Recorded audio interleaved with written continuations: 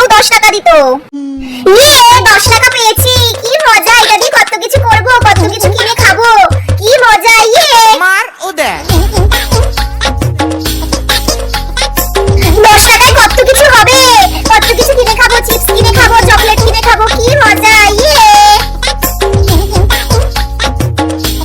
যাই 10 টাকাটা পিগি ব্যাংকে গিয়ে রেখে দিই। বড় হয়ে যাওয়ার পর যখন কেউ 10 টাকা দেয়, তোর বাবা আমার কি ভিখারি পেয়েছে 10 টাকা দিয়ে চলে গেল। এই 10 টাকা দিয়ে কি করবো আমি? কি হয় 10 টাকার? 10 টাকা দিয়েছে, আমাকে দেখে কি ভিখারি মনে হচ্ছে?